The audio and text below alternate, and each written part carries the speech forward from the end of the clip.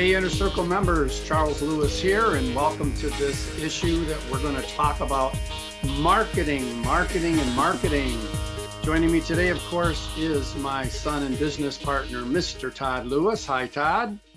Hello, Dad. Hello, members. Hello, Tom, who we'll introduce in just a moment here. Yeah, today we're doing something a little bit different. We're going to be kind of getting in Tom's head and in his office and in his computer. We're getting in all Tom's business today. He's going to be sharing kind of some of his workflow, a little bit of how he does some of the things that he's been doing right now, beginning of 2024, right here in January. We get asked questions all the time about what's happening right now, and Tom is gracious enough to take time out of his busy day, take time out of his busy week prior to prepare some of this stuff to kind of share exactly what he's doing now. So we're going to be diving deep into a few of the specific things that he's doing now that have helped him to book up his January, February, March, almost completely full, including some things that are carrying over a little bit from the tail end of last year because of weather issues. But we'll talk to Tom about that in specifics in just a second. But also joining us, obviously, from Brewer, Maine, where it's usually a little colder than it is here. Good old Stephen King. You got his signature. That's awesome. Wow. Someday when we have time, I'll tell the story. I photographed him. He's a friend of mine. He lives nearby during the summer years, and I actually gave him the idea for Pet Cemetery. So there. That's wonderful. Wow. I'll tell you that, and that's the reason it says that. He signed my original book, the hardcover, and it says to Tom Morelli, the original proprietor of the Pet Cemetery, because it came from here. Oh, wow. See now. Members, you got to tell I did not get any money from that because I'm not in the Bahamas doing this. Yeah, long story we'll save for someday. But find out what that story is from Tom on a later event, because I did not know that. I thought you were joking at first, but it sounds like you're serious about the Pet Cemetery thing. So. Absolutely, I had when I was a kid, and that's a long story, but I love it. Well, we'll have to get that story on the record someday. I love it. I love it. Well, cool. Well, thank you again, Tom, for taking the time to be here today and to share with us the stuff that you're going to be sharing. The first thing kind of that I want to ask is, so how are your bookings now? How close are you to being, at the capacity that you would like to be? Again, taking into consideration the fact that, you're talking the photographic sessions, the design consultations, the projection sessions, all of that stuff as well. But what is your January and maybe even into February, March looking like for you so far? Well, they look good because of the fact that it is weather related. A little bit of last year's business, 23 at the end, got moved into January, February, and March. And as you'll see, one of the posts I did specifically addressed the fact that I wanted to try to fill up the slower time here in Maine when weather does inhibit travel. But we have a photography studio, or I can go to their home as well. We talk about that once we get on the telephone. The idea, though, is that if they wanted to get this deal we're going to be looking at, they had to kind of follow the rules a little bit and come in the next 3 months. Nobody had a problem with that. A lot of people were just very happy that, to get out of the house after the storms we've had. So I am as busy as I want to be. There's a certain point where you have to stop and think about, you need your marketing days as well as to take the photographs, your consultations, your projection appointments, order pickup or delivery, and preparation, everything that goes into that, and marketing days, I think if I said that, and plus have a life. So 3 or 4 sessions a week for me, baby plans, senior models, a family. Sometimes the families are connected to those baby plans, which just happened yesterday. A little like the moms back here, a lot of that happens during baby plan sessions. So and plus, after you do the session, of course, you got to download, file prep, backup, send some to the cloud. There's a lot that goes behind the scenes that your clients don't see. So I'm as busy as I want to be. I don't do weekends. I don't do nights. If you're a wedding photographer, I did over 1,000 weddings for years. This was the time of year where people were inquiring. So I recommend that if you like to do weddings, this is the time. You should have been marketing earlier, but this is the time to really networking and marketing, because those deposits for June, July, August, September, October, November this year should be coming in now. That's the kind of cash flow before I had a baby plan for years, wedding deposits were king. That's how I ate during January, February, and March. I know Chuck, and I learned that from Chuck. And I learned how to book weddings from Chuck. I couldn't book a wedding I handed out price lists. I learned how to do it so if you haven't, get on the online vault. I know it's a little off base for today, but there are lots of good programs on how to market to and then meet with the client and make sure that the right people are there that are going to make the deposits and things. So it's a great program. It's the only way I booked weddings. Well, That was my long answer. Go ahead, Dad. You were about to say something. No, I was just thanking him for his kind words. Okay. Any comments or questions for Tom, Dad? Not yet, but I will have, I assure you. Okay. All right. So good. January, February, March already booking up very well. Let's dive into some of the specifics of what you have been doing. And a reminder to our members, if you have any questions or comments, it looks like we just got one in from Andreas. We'll get to that here in just a second. Type them into the questions box for us so we can ask those as we go. Andreas says, I have sent 3 questions with the email you provided for the webinar. Oh, okay. I don't know what that means, Andreas, but I don't have access to those. So if you know the questions, if they're not super long, go ahead and type them into the questions box here so that we can see those. That would be great. But if I'm able, I'll try to access my email and see if they came through there. Shirley asks, how many hours do you average a week, and how many clients a week average, please? 40 hours is my goal. Sometimes it's less, sometimes it's more, but 40 hours is my goal. I think Chuck said this so well. That's all I really want to give to this business, because I owe family and other obligations my time as well. That's one thing you can't bank or store is your time. There's only so much in your bank of life, and you take a little out every day. So you got to decide how you want to spend it, because at some point it runs out. So, your business is important, but you also have to have that balance. So 40 hours, Shirley, and sometimes it shifts. Sometimes I start at 5:30 in the morning and go till 3 or 4 in the afternoon, or sometimes it's a little later in the day. I might go till 6 or 7 if I have to, but normally supper time's at 5 or 6 o'clock. That's average 4, maybe 5 clients during the high school senior season. It might be more than that because we have families and babies at high school seniors. But that usually is an average week for me. It still gives me plenty of time to do what I need to do. Because also, as a single business owner right now, I have to vacuum. I have to clean the restrooms. I have to go get gas. I have to, it's all kinds of stuff that goes on behind the scenes. So, don't forget those things, because you don't want to be vacuuming at midnight. I used to do that. It doesn't come out that well.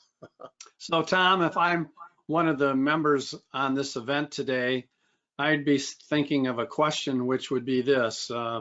So you're not open evenings, you're not open weekends, and you've got a good prospect on the phone, and she wants to come in, and she can't come in. She works all the time, so she can only come in nights or weekends. How do you respond to that?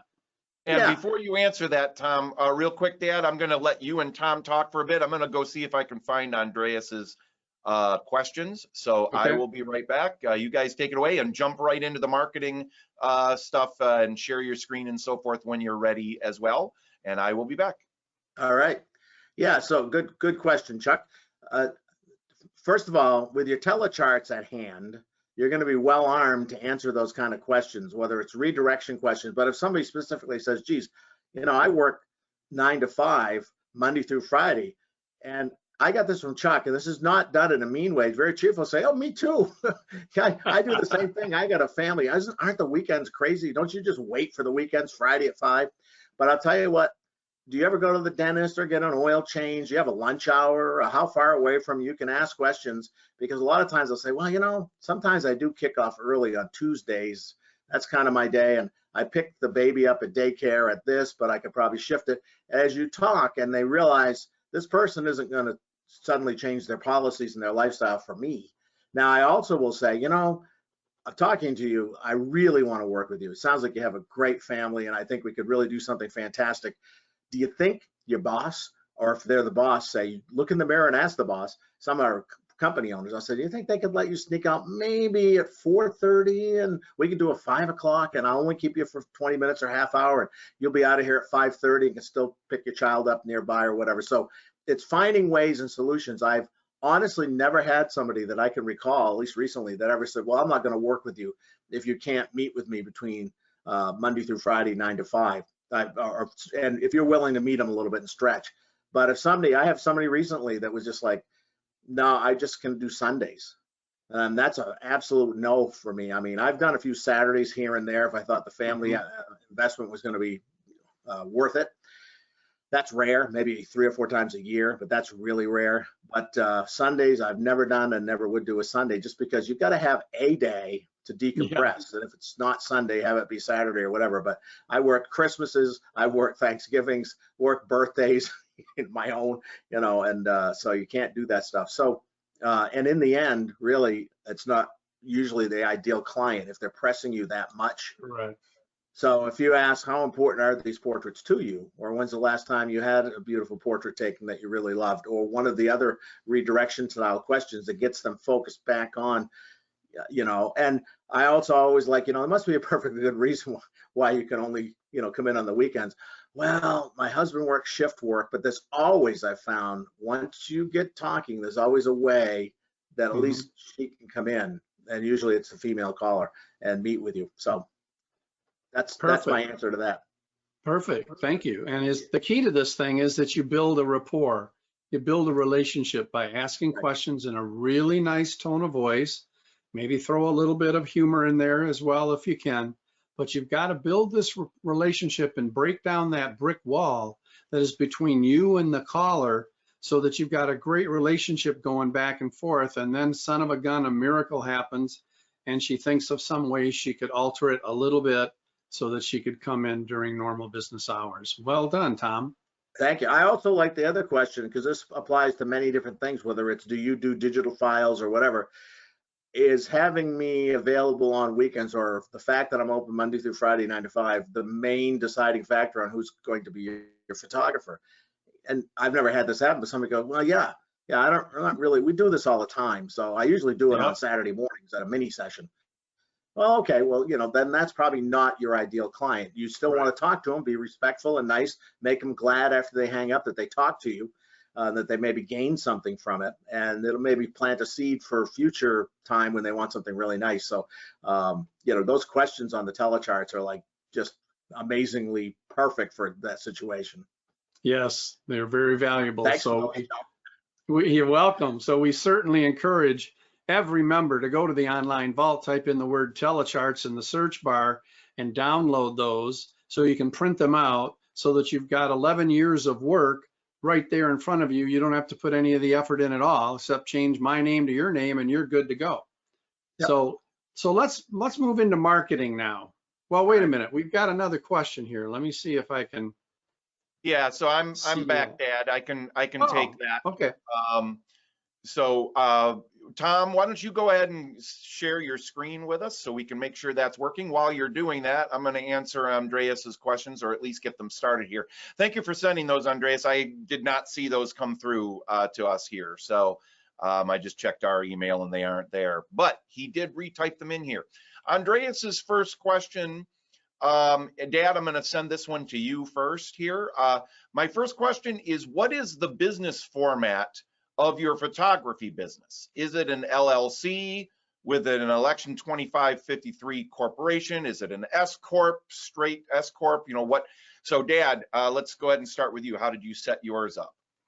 Yep, we just followed the advice of our attorney and set it up. I believe it is an S Corp, I think, and been that way for a long, long time. When I first started out, I was just a sole proprietor.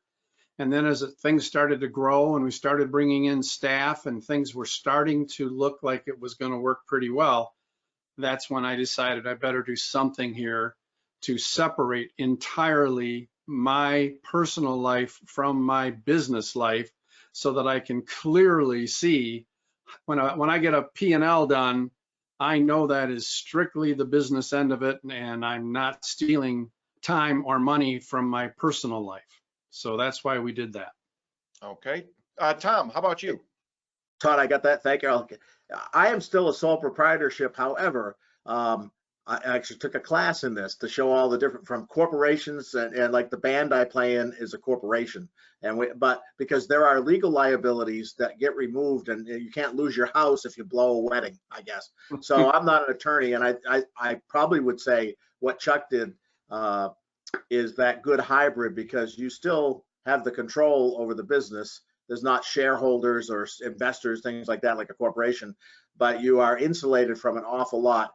I just have a $5 million umbrella policy on for slip and falls and error and omissions and things like that. If somebody does sue me for something, a child gets hurt here or whatever, God bless, never had that happen thus far in 43 years, but you got to have that if you're being in business. So I'd say find an accountant or an attorney and go through the various pluses and minuses of each type of business. As partnerships, but if you're not in a partnership, the LLC or the subchapter S are probably one of the two ways to go, depending on what type of business you have. Anything that separates your private, your personal money from the business is good. Right. We're not giving legal advice. Check with an attorney. That's always best. Check with accountants. Check with anyone to see what they recommend. But you certainly want to keep your personal finances isolated from the business as much as possible. We've got two other questions from Andreas as well that we're going to dole out as we go, because they're really good questions talking specifically about photography itself, which is great, talking about camera usage. Sorry, we take photographs? Wow. Talking about backgrounds and cameras as well. So Tom, why don't you go ahead and share your screen with us if you would. All right, so you have to tell me what you're seeing, because let's turn that. Okay, we are seeing all of your thumbnail images there. All right, so so that's the screen that's going to be on. Let me bring up my Facebook page. Hold on a moment. So here.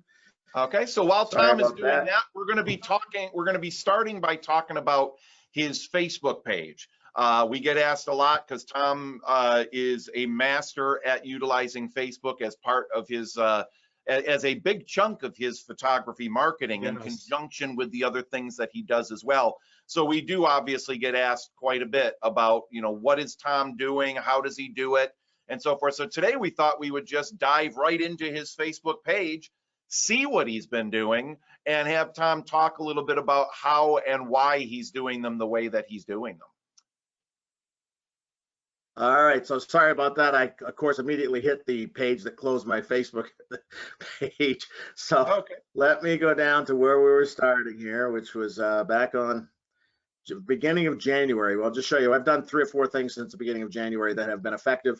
And as you can see, I do the 4 or 5 to 1 ratio, all these personal things. Of course, the storm was a big deal. All right, so this was January 8th.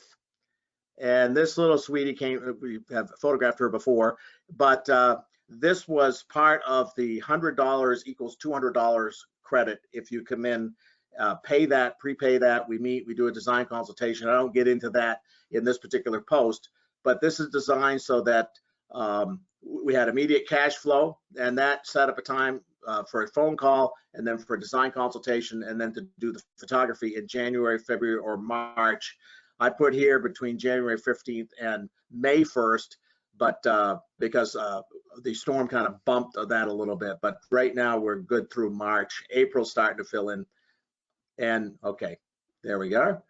So I just used one big image here just because I thought it was eye-catching. A lot of people like that painterly look, and a lot of people get the portraits that are on canvas, and that just looks really beautiful. So I have the painter program that we play with. So I just like the emotional copy. She'll always be your little princess. That appealed to me because it's I have a daughter, and even though she's 19, she's still my little girl. You know how that is. You know how that is, Chuck. And your little boys are out there somewhere. By the way, Chuck, I like the way the little window's working here, because it looks like we're in the same room. We got a library right here. I want to read that book. That book right there looks like a good one. So in this one, just as I always try to do, we start off with a headline with maybe a little emoji just to separate the headline from the body of the copy. And I talk about someday she'll go to college. Now, you may roll your eyes and say, but that's just an 8-year-old. boy, I'll tell you, if you have children, you know how fast it is that goes from Yeah. 8 to teen years to college years to becoming a young mom or a dad, you know.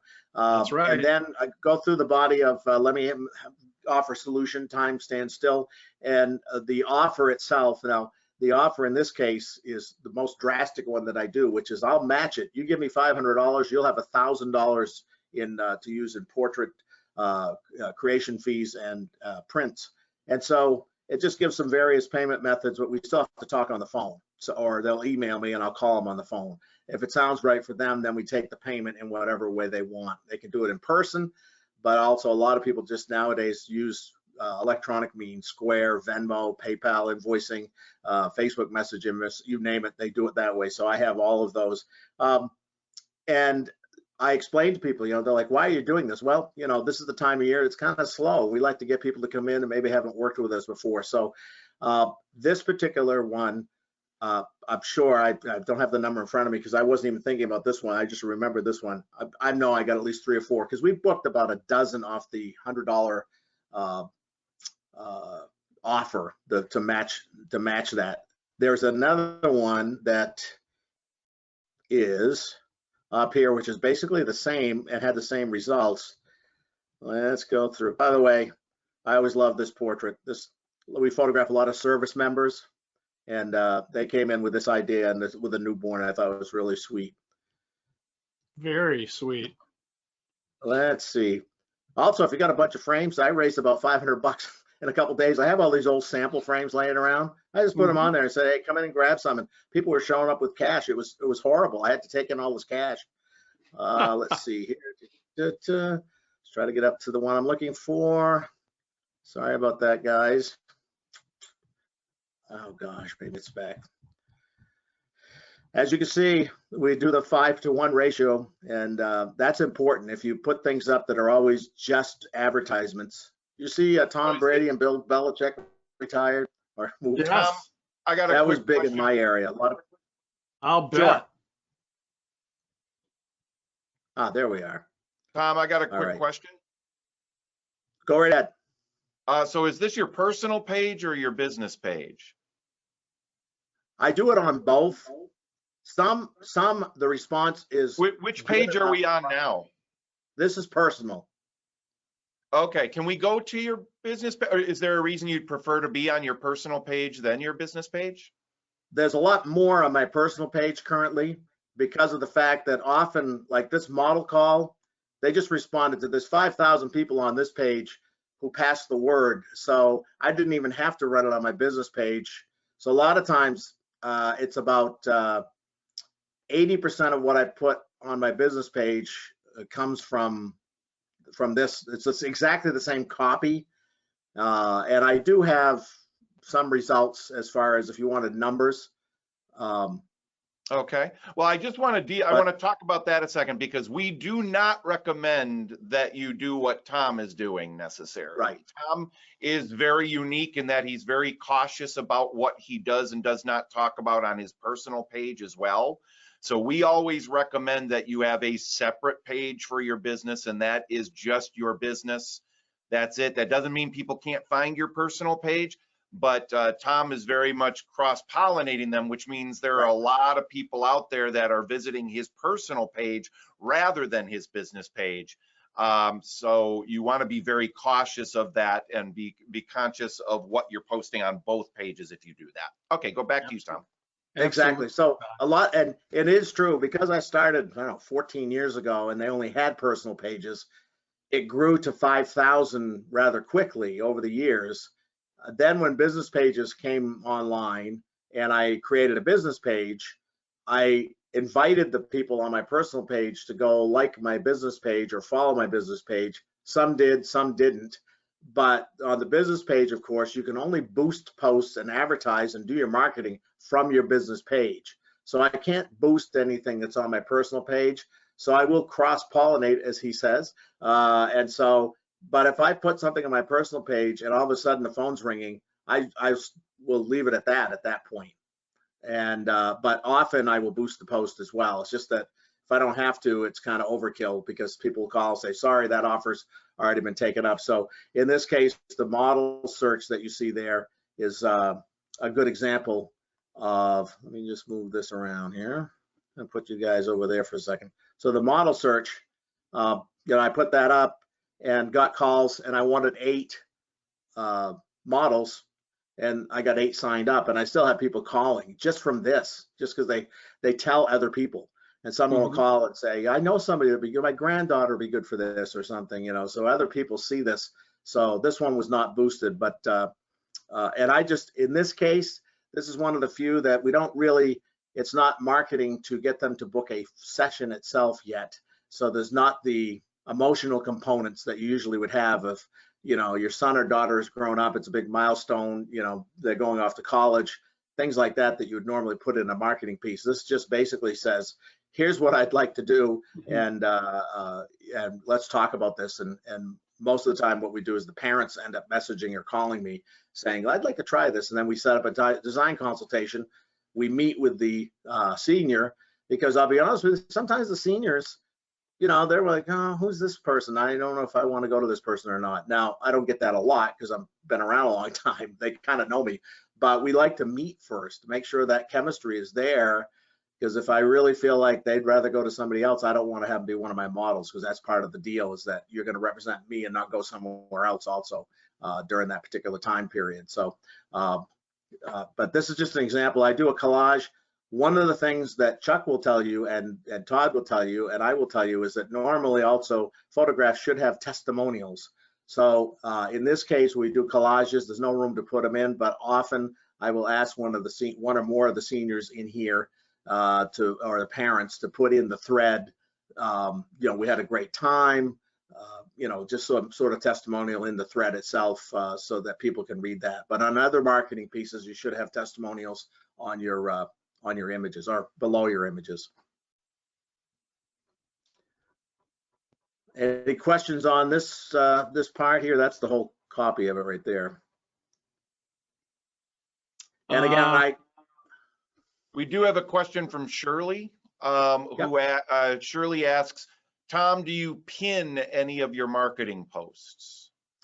I don't, and by pin she means, I don't know if you can do it on a personal page, but on a business page, it basically means that every time the page opens up, that's the first thing that's going to show up, no matter what else you do or no matter what else post comes up. I assume this is what you're talking about, Shirley, where the pin keeps that front and center. I guess I changed my material enough. I ran into somebody the other day and said, oh my gosh, and I hear this a lot, I come to your page almost every day. It's like a blog. There's always something funny or fun or informative, and your photographs are beautiful, but I come there just for reading entertainment. So I treat it as a little mini newsletter, and that keeps it. But you could do, if you wanted to do an offer and make sure it stayed up there for a few days, you can pin it for X number of days and let it sit there. Great. Thank you, Tom. Yeah, that's a very good point and a very good question, Shirley. So Tom, Dad, and if you've got any questions for Tom, feel free to ask them here.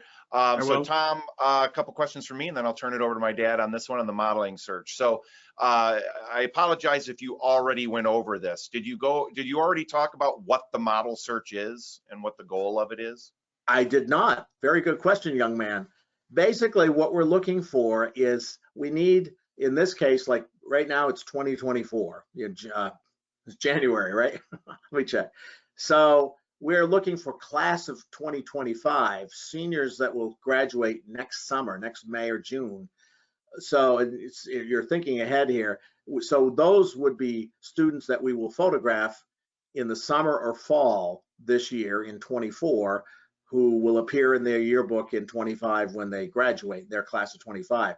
So we need to market to those folks, because a lot of times they don't think about it till last minute, especially now where a lot of them, as you may know, are doing this. Good enough, that's in the yearbook.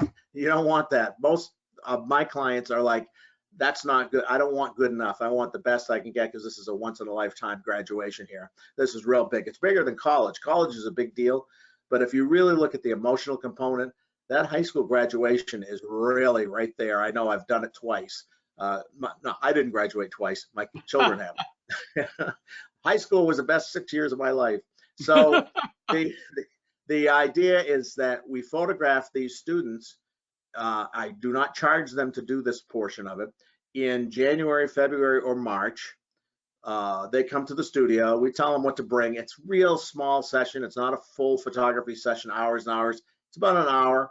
Try out some backgrounds, try out some ideas. If they're into sports, music, gaming, whatever, we try to tell a little story with that. Something that's going to be eye-catching and attractive to their friends and to their parents. So we set up a time to have mom and or dad, usually it's mom and the student, come see me. We explain, I'm not going to charge you for this. We're going to do the mini little bit of it, so we don't call it a mini session, but the little short session during the early part of the year. We will jointly with you select at a little projection appointment here, one or ones that we want to use in our marketing, and that will start in April or May. And that marketing will allow your friends to go, wow, I know Susie, she goes to my high school. Those are really nice. And we make an offer and it just catches their eye because then you have a testimonial from them. So I only have 8 because we're kind of in a smaller area here. You may live in a place with more high schools, bigger population. We have 8 high schools that I can draw from. So I try to get 1 or 2. I'll do more than 8, but I look for at least 8. That gives me a good cross section of boys and girls. We're not looking for models. Like, oh, I used to do modeling for Barbizon, or I don't know if they're still around, but one of those companies. We're looking for students who are interesting, who are motivated, who are fun, who have a personality. So we interview them, and normally if someone gets to that step, I've never met somebody that I've turned down, because we're not looking for beauty queen pageants and Tom Brady hunks, but the students that come in seem to be involved in enough things that they are very attractive, both emotionally and as well as physically. So the photographs are great. They're fun to work with, and their friends want to do what they're doing. So then in the end, we photograph them again later in the summer when we normally would photograph them. And I don't charge them anything. That's their deal. I say, you're going to get a $299 deluxe indoor-outdoor portrait session at no charge. And then we give them a nice discount on portrait prints for their parents. So the parents are like, yeah, this is great. And of course, a yearbook photograph. The sales are still really good.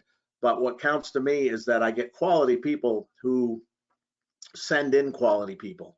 Also, I'll tell them you get a family portrait session out of this. So we'll set up a separate time to photograph your family.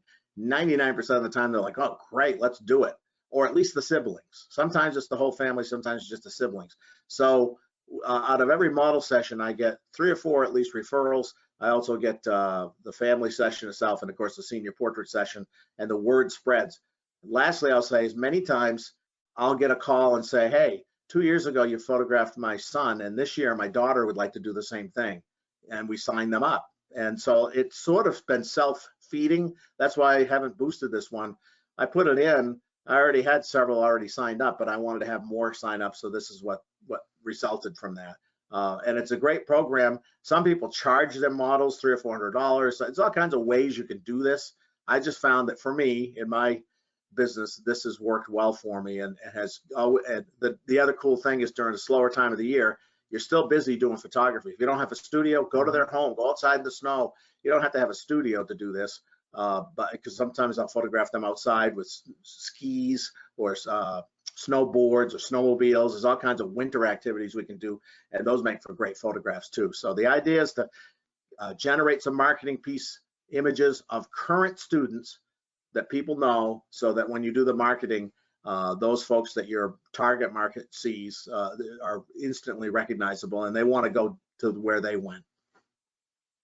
Great. Thank you, Tom.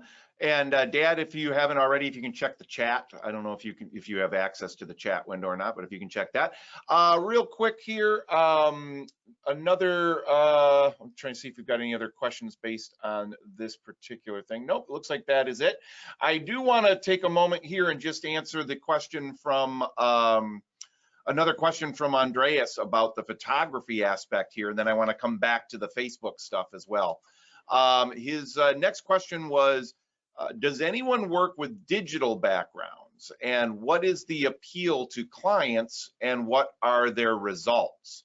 So Tom, are you doing anything with digital backgrounds, green screens, removing backgrounds, stuff like that? No, I never was a big fan, and I'll tell you, part of it is that, and I learned this from Chuck, and also from Matt, what was his last name? McIntosh, the great photographer I think he just passed away in the last couple of years. Bill McIntosh, yes. Bill McIntosh. He also talked about the same thing Chuck did, and he incorporated this in his family portraits, but also works with seniors and toddlers. There's another subject in your photographs a lot of times, and it's the background. It's an emotional component, so that when the viewer, usually the mom or the parents, see these photographs, it appeals to them not only because of the subject, but because they're in a surrounding that they either grew up in or has some other emotional component to it that means something rather than just a background. So the first step away from that was getting away from the painted backgrounds in the studio. Still use those for certain things, obviously, but working on location at a place that means something to them really helps increase the average sale and their satisfaction, in our opinion. The other thing is the digital backgrounds. AI, of course, now with Photoshop as it is, you can take a plain background, say, or any background, say select subject, it somehow picks the subject pretty accurately. And then you can type in generative fill, put clowns in here, and it'll put anything you want for a background, or you can buy digital backgrounds. Now I've used texture screens and digital backgrounds or stuff to make the background have different slight appearance, overlay masks, things like that I've made on my own. We've done programs on that. So if you want to try to spice it up, but really for me, I'd rather see something more authentic that really existed at the time that we took the photograph, if possible. Then if you need to tweak it a little or spice it up a little, do it that way. But I know this, I see the ads just like you do, and I'm tempted sometimes, like, I don't want to buy that. But there's a bunch of digital backgrounds. I have most of them. There's like old masters digital backgrounds. I'm like, I got one of those in my studio. I don't need that. So anyway, well, like Tom said, so if I can chime in, Tom, a second here. So Tom mentioned that you want the background to be another subject in the photographs. That helps you to sell the photographs. And the other thing is that photographers don't talk about nearly enough in their marketing. They don't talk about it enough with the clients. They don't work hard enough to make this a fact, and that is that the experience itself of having the photographs created should be part of this process that you are getting them excited about. And if you're putting them in front of a painted background, a green screen, a blank background, and you're just going to put the background in later, they're not having an experience with that location. Whereas you take them outside to a park, to the beach, get them on their boat, get them outside their house, get them inside their house, and you're making it an experience. It's kind of like when actors are asked to be in a, Jurassic Park movie, and they're acting against a green screen, and they've got somebody just off camera holding up a giant fake dinosaur head saying, "That's your eye line. Now pretend that's a giant dinosaur coming after you," and they have to go, "Ah!" Versus doing it the way Steven Spielberg did it during the first Jurassic Park as much as possible. People think that all the dinosaurs in Jurassic Park are digital. They are not. Only about maybe 25% of them or less are actually digital. All of the rest of them are actual mechanical dinosaurs that the actors could see, interact with, be terrified by, be surprised by, and they will all tell you it is so much easier to get invested if the stuff is actually there. Well, if you think that's true for actors who are trained and who are experts in acting, then how true do you think that's going to be to somebody who is just living their life and is not a trained actor? You want to make sure that you are selling the experience as much as you are the results of the experience, which are the images themselves. Yep. Good point. Plus, last thing I'll say about that. Tom, for answering that. We'll get back to Andreas's third question in just a little bit here, and let's go back to the Facebook. Do you have any other Facebook things you want to go over now, or shall we swap over to your other stuff? Let's just jump up to, this was my messy attempt. See, I had an original, and we can look at the original if you want. This appeared before Christmas, before the storms, and then it got kiboshed because nobody could call me or write to me because we had no internet or phones for 8 days. So I reiterated, and I took this and I messed this up. And this is one of the ones I have in layers, so if you ever wanted to borrow it, you guys can use it. But I put the offer. In this case, this is proof. You don't have to be really professional to catch eyes. As a matter of fact, this one was more eye-catching than my original, which didn't have this stuff on it. But I blacked this out in my handwriting. I wrote, this what the restrictions were. I crossed out the original due date, and because we had to update it because of the storm. And this was just the call for $100 equals $200. You pay the $100. We set up a time you have to come in and pick it up. And again, for a very slow time of year, take up a few $100 a day, set up some appointments, set up some design consultations, and then sessions. This worked really well. So there were a clean edition of this that showed up a three times in both boosted posts as well as on this page. And then finally I had a couple left, and I said, let's just mark this up and see what happens, and just use some handwriting on it, the fonts, and this also got calls as well, and emails. So just wanted to show you don't have to be perfect in this stuff, and sometimes the imperfect catches the eye a little bit more than the perfect type of ad. Now, on this one, I want to make a comment here, if you can stay on that one a second, Tom. Now, this is probably the most salesy kind of feeling that we get from Tom. Yep. Typically, Tom, it's all about, again, building the emotion, building the rapport, all of that stuff. This is one that feels the most kind of salesy, and the reason this has worked for him is because of, I would argue, and Tom, tell me if you disagree, is because of all of the other stuff that he's doing on Facebook that builds that desire, that emotion, so that when they see this, they go, oh, now would be a great time. I've been watching Tom's stuff. I've been seeing stuff come through, sharing beautiful photographs and stories and emotion and all of that, that now this gives them that logic reason, because most decisions are made first from an emotional standpoint, and then we back it up with logic, with, first of all, we want something really badly. And then the next process is we go into, well, but, should I have it? Can I afford it? Is this a good deal? Am I going to regret this? All of that stuff. And this is really capitalizing on that, get the logic side of the brain now to be on the same page as the emotional side of the brain that Tom builds with the majority of his posts. Tom, anything you want to comment on, agree, disagree with any of that? That's correct. As a matter of fact, some of the comments I'll get is, geez, I've looked at your work for years, but didn't think I could afford it. I never even bothered to call, but this looks like a heck of a deal.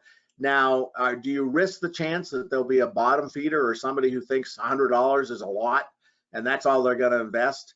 Yeah, but that's where telephone and design consultation come in, and some people may peel away and go, okay, so that's all right. I thought I was going to get 100 files, and matter of fact, the same weeks that I was running this, somebody else in my area who's a pretty good little photographer, I would say pretty good photographer in their own right, was running a $125 mini session, 15 retouched files, and wow. on a thumb drive or whatever. So people did mention, so the 100, this other person's, and you're going to find that once in a while. And I say, is that the most important thing, is getting the files? And normally it was, well, no, but, so following the telecharts helped that in some cases. But, you are going to have to be willing to let some people walk. So even in a deal like this, you don't run the risk that someone's going to call thinking, if I can get this cheap. But those people normally, $25 would be too much for them. They'd be like, $25, well, what do I get for that? So I don't do that. And the only time a year I do this is, during the post-Christmas, really slow January, February, March times, where I'm just trying to get some cash flow going in addition to my regular sessions, and also book some sessions during slow times, which is really the most important part, because that $100 isn't going to be missed where they come in for their projection appointment, if you've done your job properly. Correct. All right, nice. So yeah, that's why I wanted to be sure to talk about that, because there's a lot of different human psychology things going on with your marketing here. And this, again, just to reiterate for any one of our members that don't know, Tom, how frequently are you typically posting, stuff for your photography business on Facebook? A couple times a week, depends on what the offer is and what I want to fill. But I will have maybe 2 or 3 posts in a given day, or 1 or 2 or none some days, that are non-photography related. So that 4 to 5:1 ratio, in a 7-day or 5-day week, I might have a couple each day, one in the morning, one in the afternoon, but then sandwiched in there a couple times during the week, after we've hit that 4 to 5 non-photo posts, photographic related posts, will be an offer. And normally sometimes it's the same offer repeated. If it's not drawing, I'll tweak it a little and redo it. And then if that's not drawing, then I'll go over to my business page and boost it. But sometimes there are 2 different offers. It might be a baby plan one day and then a senior model call or whatever. By the way, the senior model call that I don't do this anymore because I don't have to. For years, and this is on the Online Vault, did a baby model call, meaning that I was looking for 3-month-olds or newborns, and I made another offer to them that if you bring your baby in and allow us to photograph your child and use your child's images in our marketing. And I got lots of calls from parents that ended up signing up for the baby plan because they came in and had a lot of fun, and I made them a special offer on the baby plan package, and almost all of them said, yeah, let's do this. So you can put this in other areas. You could do a family model call if you don't have many family samples. Just put it out there, get some friends and families and get some samples together, and then start marketing for family groups with the ones you do on the model call. So it's all kinds of ways to always be thinking about what can I do in the next 4 to 6 months to bring in business. Great. Thank you, Tom. All right. What else did you want to share with us today that you've been utilizing here over the last few weeks or so? Well, let's see here. Where do we go? I wanted to see. We're going to try to. While you're swapping over, Tom, I'm going to go ahead and take another comment here from Andreas, who says, going back to the comment about the backgrounds, this is just kind of a comment on his part. I'll respond to it here. He says, the company I'm interested in with virtual backgrounds is where you can project any background you want. And when you take the photograph, it's already done, no Photoshop manipulation. Yeah, Andreas, that technology is amazing. Don't use it. Don't use it, because what it's doing is that's getting you to be more encouraged to create more photographs in your studio. And your sales are not going to be as large when you create photographs in your studio as they will be when you create them in a location that is meaningful to the client. Your studio means nothing to anyone other than you. In fact, it's a place they kind of dread. It's a place that they're a little afraid of. It's a place that they're afraid they're not going to have a good time. So when you can go and create these on location, again, it depends on what your goal is. If the goal is to take the photographs as easily and quickly with as little friction as possible and do them all, in your own studio space and not have to go anywhere, then yeah, that makes an awful lot of sense. If the goal is to work with a really great target market, get average sales of $2,000, $3,000, $4,000 from family portrait and children's and weddings and stuff like that, then going on location is always going to work better. But that is a cool technology. They're using something similar in filmmaking called the volume, where they're actually using giant LED screens that are creating all of the backgrounds in real time, created in the Unreal Graphics engine. It's very incredible technology. I still think it looks better when they're actually filming in real locations. You can tell the difference. You really can. All right, Tom, back to you. What do you want to share with us next there? Yeah, just as a quick adjunct to what you were saying, Todd, I agree with you. Over the years, everything's come and gone. Front projection, rear projections, all kinds of different things have come and gone. One of the challenges was always that, did the background, this is going to sound weird, match the optics of the lens you're using? Meaning, if you use the telephoto lens, does the background look like it was taken with a wide angle lens? I don't know if you don't understand what I'm saying, but depth of field, sometimes it can look, even if it's perfectly seamless and blended, it can look artificial. And people, oh, nice background. Where'd you get that one? That's 100% correct. With what they're doing in film, they actually have to have the lens is actually in the computer program as well. So the physical lens they're using to film the people is sending digital images or digital information to the computer so that it can render the same focal length, same depth of field, same everything as is being used on the camera to make that match. And if photographers aren't careful, people can tell. Our brains are wired to be able to tell when something's not right. We maybe can't put our finger on why, but we go, something's just not right about that. So if you're going to do something like that, and again, we don't recommend it, but if you're going to do something like that, you got to make sure that background, hopefully whatever information you're using of that image, it will tell you what lens did they use, what was the focal length, how far away were they, so that you can kind of match those things with whatever lens and setup you're using to photograph the actual subject. And then it ends up being more work. It's more work than just going out and photographing on location. So you can see kind of the caution there. All right. And less fun. It's less fun. Yeah. Right. And if I can just add one comment, Tom, because you and I, we take this for granted, but someone who has not invested 10 years of his life or whatever, how long has it been you've been on Facebook?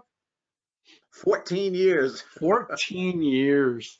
I had dark hair back then.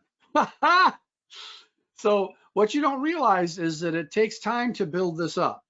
And you do that by posting at least once a day, please, at least once a day with emotional copy. Remember, people invest in photography for emotional reasons, not logical reasons. And we want warm fuzzies who are emotional, right brain dominant people. So you keep posting and posting, and Tom kind of alluded to that when he said, in a week, I do the 5-to-1 formula. Yeah, you can see where he's posting at least once a day, almost every day. He did say once in a while he doesn't, but at least once. Please get that. This is, you're not paying thousands of dollars for printing expensive mailing pieces and then paying the postage and sending it out to a whole bunch of people. You're not doing that anymore, which Todd and I did a lot of. Now you can just type, there it is, boost it, boom, there it is. But it does take a little bit of time. The other thing I would say too, great point, Chuck, is that when you post something, you always have the written permission, just like you would with a display or any other sample of that subject, or their parent, that allows you to use this. And so they know we got the model permission slip and everything's legal and square, but also encourage them just the same way when you do a display and you say, oh, you should go down to Jones's Seafood Restaurant, your portrait, we just put it up, it's beautiful. They'll take their families in, they'll walk in for lunch. Oh, look, I didn't know that was there. I learned that from Chuck, of course. It's fantastic. Well, this is kind of a virtual way of doing that, where you let them know, okay, we're going to post this tomorrow. You're going to see this image. You're probably getting calls, friends telling you they saw it, and encourage them to tag themselves or ask them if you could tag them. So it'll show up on their page with their permission. Other names, oh, can you tag my parents too? It'll show up on the grandparents page. And also encourage them to share it. Say, do you mind sharing this on your pages? Because nowadays, a lot of people have both Facebook and Instagram. And so it reaches quite a wide swath of their friends and acquaintances who may not be friends on your Facebook page, but they're going to see this through them. So encourage sharing and tagging, just so the word of mouth or the word of eyes in this case, or the site comes up on other people's pages that may not even know who you are. So build that relationship that way too, but always get their permission, of course, and then ask them to do those things, and then put maybe a testimonial in there and say, I'd love to put down how much fun you had doing this and so forth. So right. Perfect. So just think of this as you are saving thousands and thousands of dollars. All three of us know you're saving thousands and thousands and thousands of dollars by posting, believe me. So let's talk about this piece right here, Tom. You bet. Todd and I were chatting about, some of the other things that are currently working. And of course, year round, I get people who are redeeming their auction and charity certificates that they either bid on or got at a buy it now certificate. This is not one of those, but those are on the online vault, of course. And so this is a charity. This time of year, I work with actually 4 times a year. It's called 100 Neighbors Who Care. And it was created by a friend of mine who owns a big restaurant and brewery, real mover and shaker, great family in this area. And he asked me to be a volunteer photographer when they do the event 4 times a year.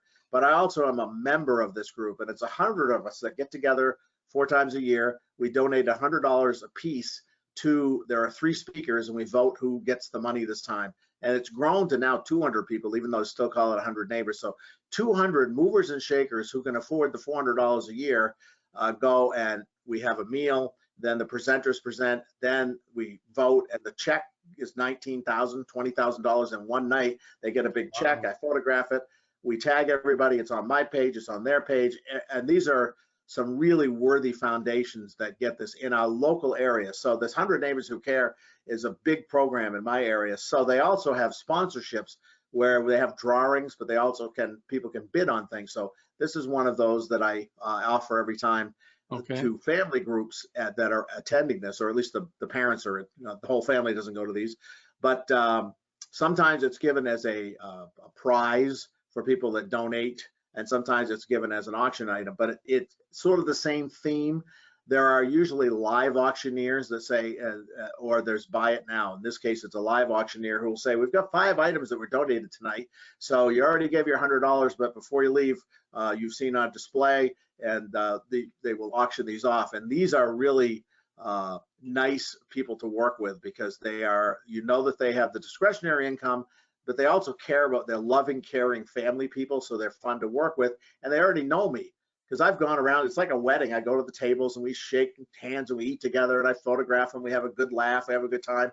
The MC's always going, thank you, Tom Morelli. He's always here for us. His photographs up back. Take a look at this, because there's a small display along with these.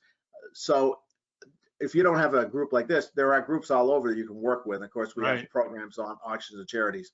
So this is just an example of one that I put together. It takes 5 minutes to do this. Put my logo, put their logo, put the offer up there, what it's worth, and we do the same system. They call, we set up something right away, do a design consultation, do the session, do a projection appointment. It's just like any other one. And they always invest more than what the auction item was worth. So it's really worthwhile. Plus, you're meeting people a lot of times that you never photographed before.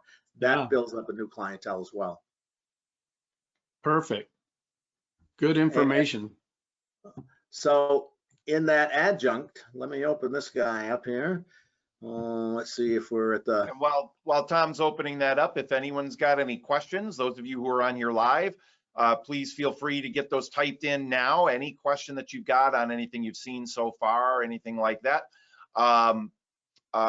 Andreas also commented, he said, one observation with the telecharts, and I want to address this real quick for anyone that heard us talking at the beginning about those telechart telephone scripts, which are incredibly valuable and powerful for you, available on the online vault. If you just type the words telechart phone scripts in the search bar, you might scroll down a little bit, but you'll see all 4 of our telecharts. Because one of the things Andreas said here, and I just wanted to, Dad, get your thoughts on this as well. He says, many years ago, I got a printed package with the telecharts, and they were more detailed.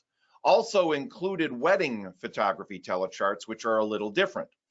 Well, Andreas, as far as I know, and Dad, correct me if I'm wrong, but the telecharts that are on the online vault are the same ones. In fact, they might be even a little bit more detailed than the ones that were printed, because we keep the one on the online vault up to date completely.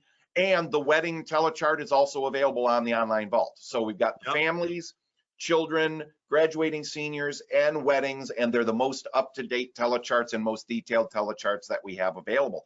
So those are on there for you, Andreas, if you want to download those as PDFs at any point. And any other of our members that have not used those yet, get those, find them, use them. They're very powerful for, again, turning phone call inquiries about what you do, inquiring about price, all that stuff into booked clients. All right, Tom, back to you.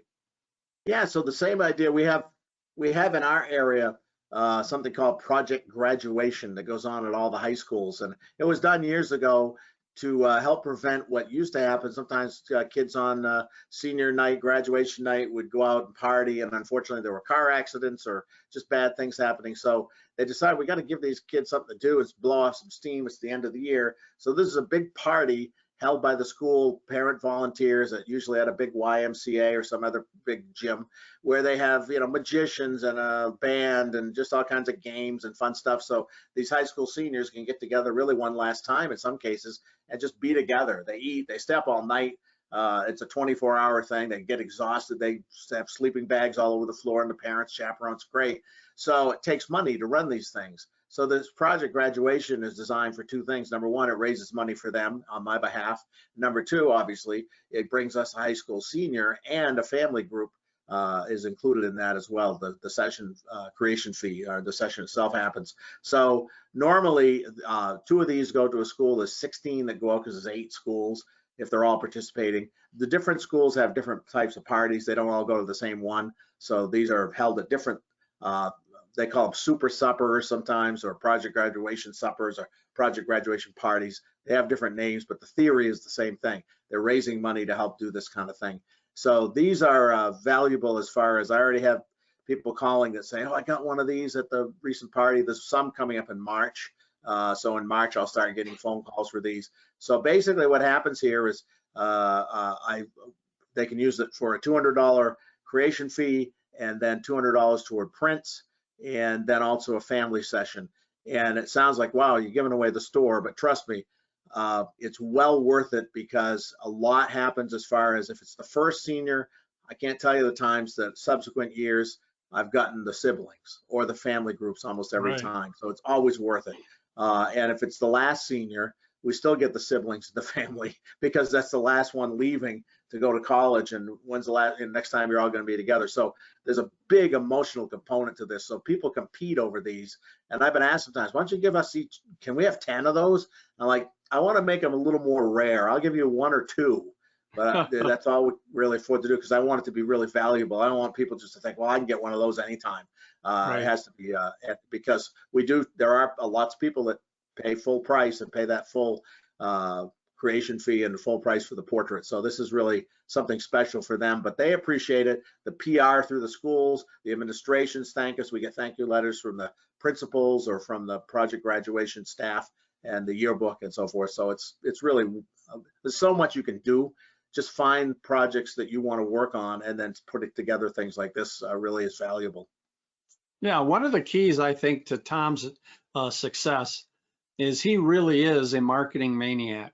You know, he's always thinking, always trying to figure out, what could I do? How could I combine this? What about my VIPs? He's always thinking about what he could do to further market his photography business. And you do it for a long time, as he's been doing it. It just balloons and balloons. Yeah, he's got a tremendous reputation in his community.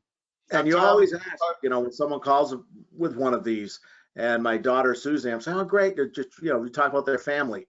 Last thing you want to talk about is you and what they're going to get. That'll come later. And they'll say, yeah, well, she's got a brother that already graduated and a younger sister who's in junior high school. Oh great, did you realize how often do those 3 get together? Oh, never. Well, I can do it. I'm magic. You know, I can get them together. I'll bribe them, you know, so whatever. So people appreciate the fact that you're doing something to help them, not only the project graduation in this case, but also just their family lives. And once you get doing it, it's a real feel-good thing. And those questions just come naturally. It's like, oh, how many, you know, do you have any siblings? And away we go, you know. So be sure to always be listening for those clues. Absolutely. So Tom, a couple of quick things here. First, a question and then a comment.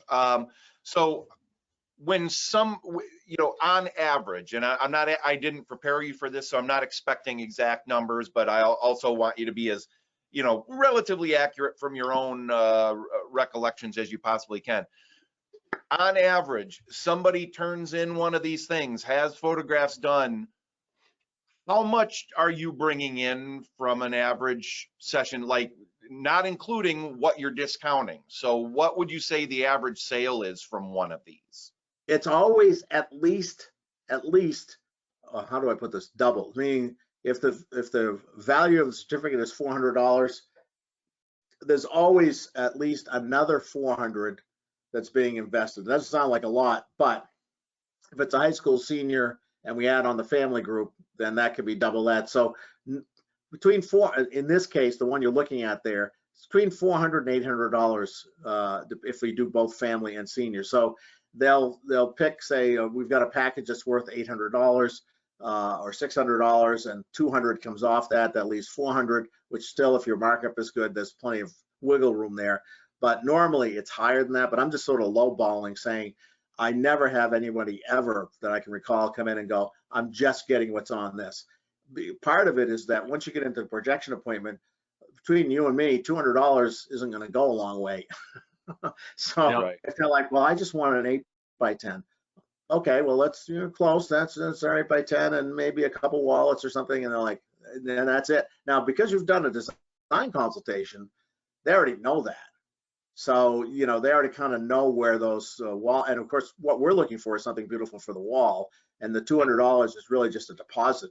50% or less on something for the wall. So it's a little bit deceiving. The $200, if your pricing structure is proper, and if your the way you present your images is proper, then that's not a big deal, because we're always looking to stand on the shoulders of that person. I don't mean physically, to bring in other people, because they are going to be a VIP. Right. They're going to also refer people in, because we have a referral program. So we're always looking to, each person is kind of their own walking, talking marketing piece for us if we do it properly. Right. Now, another follow-up question is, again, roughly percentage, if you have an idea, and if the answer is I don't know on that one 100% or close to, what percentage of the seniors that do this end up taking you up on the complimentary family/siblings portrait session? Easily 80%, if not more, because it's the moms. And the reason, and that's there's your profitability, right? Sorry to cut you off there, Tom. We got a little bit of a delay here. Yeah. The reason I wanted to bring that up is if roughly 80%, because you're going to get, I'm willing to bet that your average sale for that family portrait session is considerably higher than that senior session. Is that correct? Yes. And what you'll see is, if you suggest that just to the senior, like, hey, why don't we get your siblings and your family? They're going to shrug, roll their eyes, ooh, sister germs. But if you talk to the moms and say, in the same emotional fashion, and you know, whether you have your own experience, I'll say, boy, when my son left for college, I was like, ugh. And they're like, I know, I can't believe it's a senior year, and blah blah blah. And I'm like, really, you should take advantage of this, because this is probably the last time they're all going to be together. I know, tell you, when they go off to college and they come back, get married, have their family, let's do this. The mothers are almost universally like, oh, absolutely, we're doing this. And we set up a time to do that and do a consultation, total separate consultation for that, so that they know what to expect, because that price structure is slightly different. And also the preparation is different. It's a whole different attitude than it is for high school senior. It's a little more fast paced and variety and so forth. So 80% easily, and it's almost always the mother. It's always the mother, of course, in the end, that we work with, that says, yeah, let's do this. If you just are photographing the senior and say, how would you like to photograph your siblings? A lot of them be like, yeah, right, this is my day. You know, that's why I often, usually, not always, do it on a separate day, on location at their home or something, and treat it as a separate family session. It's still well worth it. That's the way to do it. You bet. See, that's where the profitability comes in, you know. Yep. So it's weighing all of those things, and you know, if you're getting, you know, even if you only got 50% of them that took you up on that, at the average sale of what your what your average family portrait session is, man, that is huge profitability. But if you're getting, you know, closer to, you know, 75, 80%, whatever, that is fantastic. That's all profit, because you did the hardest work, which is you already got the client. You got also the client. A lot of times people say, well, I didn't photograph the first or second child, it's the second or third child, so they're not going to get a wall portrait of this child because they didn't the first two. Well, we got the siblings and we got the family. The odds of that being a wall portrait is much greater anyway. So that really doubles your chances, if not more, of having something for their wall in their home, thus obviously increasing the average sale. Absolutely. Yeah, and the important part of this is, we don't want you to get confused here. We're talking about wall portraits because that's what we really believe in. In our minds, the greatest enjoyment that they're going to get from the images you create are the images that are of an appropriate size on the wall for them to look at as they're living in their home. And we believe that. So it's not just a money thing. It's a thing, this is what we believe in, and we want our clients, as many as humanly possible that can do it, and we'll work on payment plans, we'll do whatever to have them have something that can be up on the wall for them to enjoy every day. Yep, agree 100%, absolutely. And our target market wants that and realizes that. Whether they do when they pick up the phone and call us the first time or not, as we educate them through the process, they go, oh my gosh, I didn't even know that you could do that.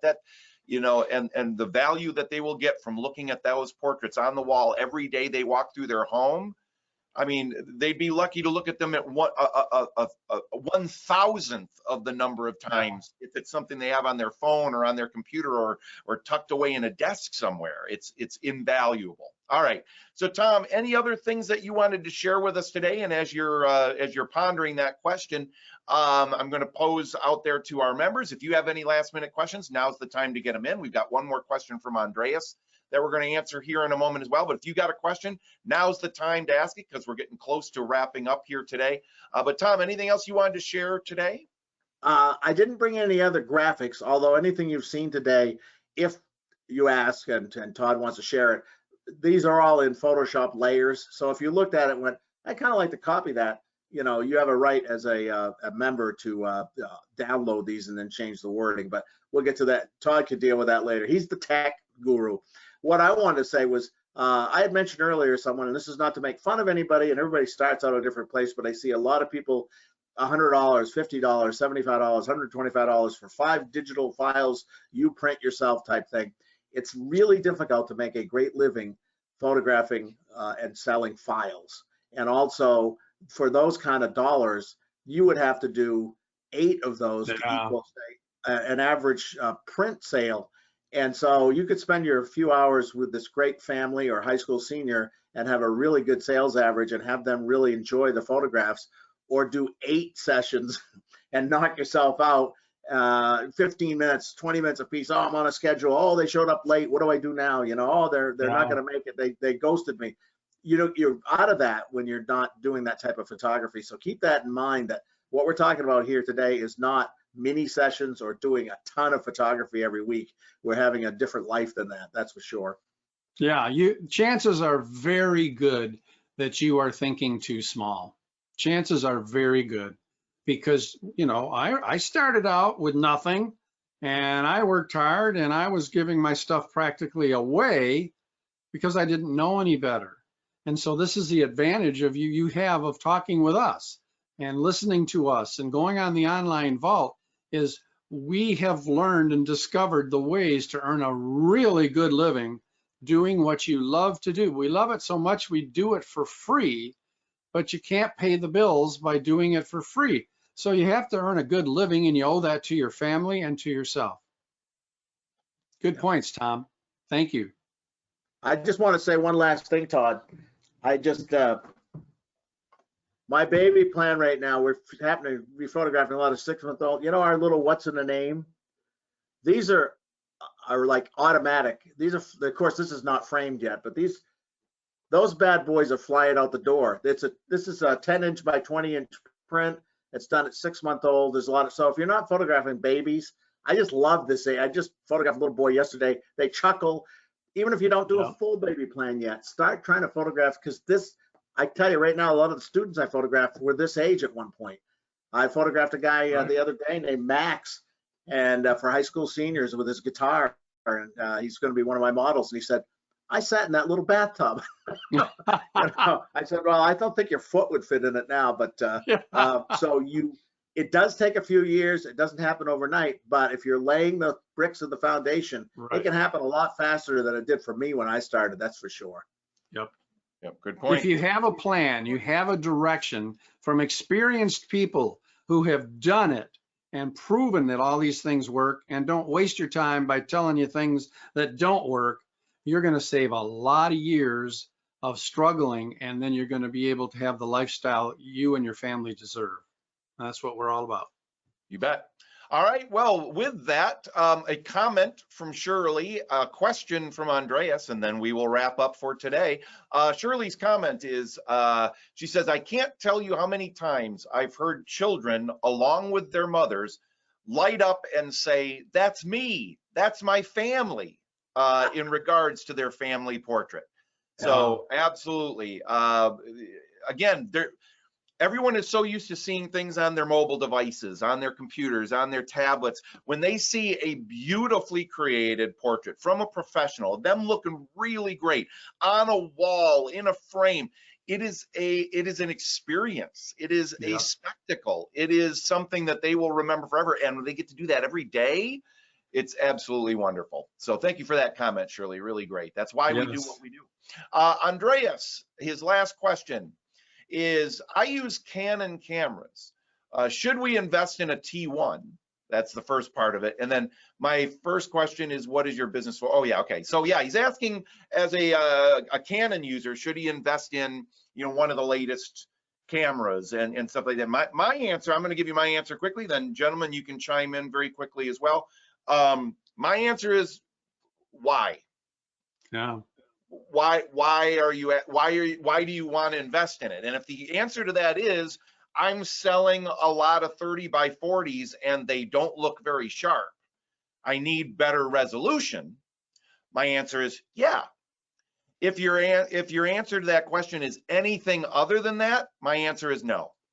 Yep. Keep using whatever camera you're using. The only reason, in my opinion, to ever upgrade from what you're doing is if you're selling adequate size wall portraits already and you're not happy with how those look once you get them that size. If what you're selling are mostly 16 by 20s, 24 by 30s, 20 by 24s, smaller, 8 by 10s, whatever, you probably don't need anything better than what you're using now. What you're using now is great. Focus that time, energy, and money on the marketing, the stuff that you discovered today. That's far more important than the equipment you're using. A great photographer can take an incredible photograph with this or with a camera that is 30, 40, 50 years old, right? The equipment is not nearly as important as what's up here, what's in here, and what's in your marketing that you're putting out there. Tom, anything you want to add about that? Great point. I agree 100%. The only thing I'll say is my first official digital SLR was a Fuji S1. That's a letter S1. It was 6 megapixels, I think.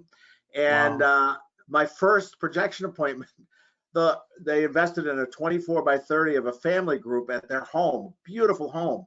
And I was like, so it was, I switched from negatives, made the print. I was mortified because I thought this looks really pixelated. So I made a 16 by 20 that looked a lot better. She came in, I still framed the larger one. And the lady came in, it was on an easel under a spotlight. She starts to cry and I thought, that's it, I'm out of business. She goes, that's the most beautiful thing I've ever seen in my life. And it was on canvas. She had it on canvas. So the canvas kind of helped that. And I said, well, it's got this little reticulated look that's sort of like painting. She goes, oh, God, it's fantastic.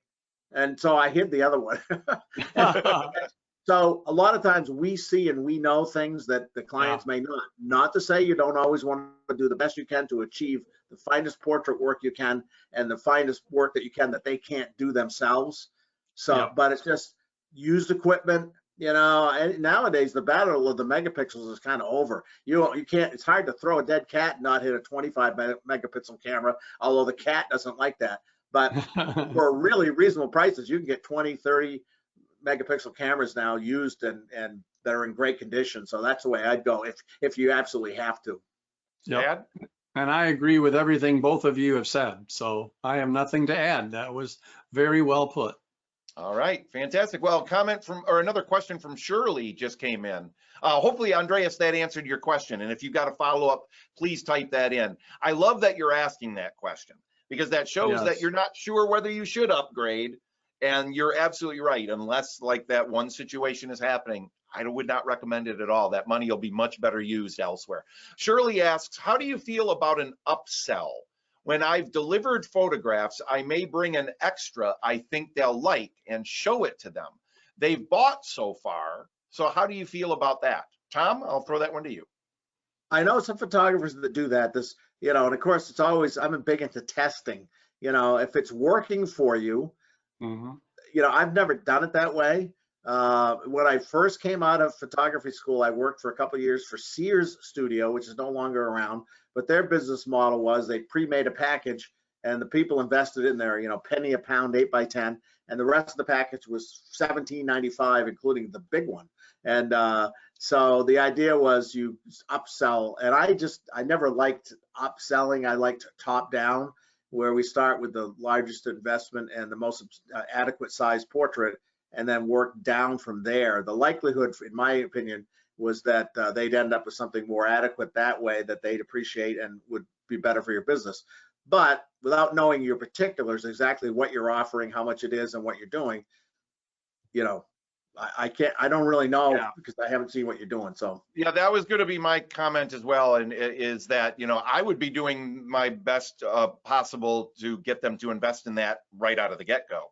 Yeah. Rather than doing it as an upsell. That should be happening during the presentation of the images whenever possible, because like Tom said, you're starting with your best and working your way down.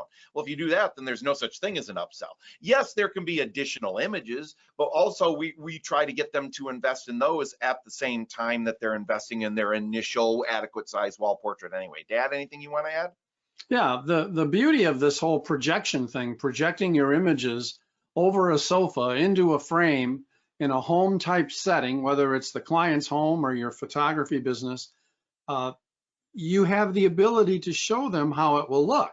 That's what we're doing. We're showing it to them how it will look when it's all completed. So they don't have to imagine in their mind. And you say, yeah, but if I print this thing and I take it with me and then they'll see it, well, they've already seen it. If you start with your very finest and you move down very slowly, like we show you on the online vault, you have really no need. But it is your business and you are in charge. And if you find that this is working for you and you don't feel that your sales skills are a little weak in some area that is causing you not to have them originally invest in a more appropriate size, then go ahead, keep doing it. It is your business, your decision. Okay.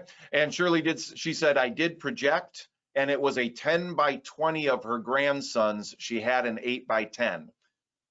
So yeah, I would say just continue working on your projection skills, because if you were projecting and they invested in an 8 by 10, they should be investing in 20 by 24s or larger almost every time. So keep working on that. I'm glad you're sold on the projection, Shirley. Keep that up.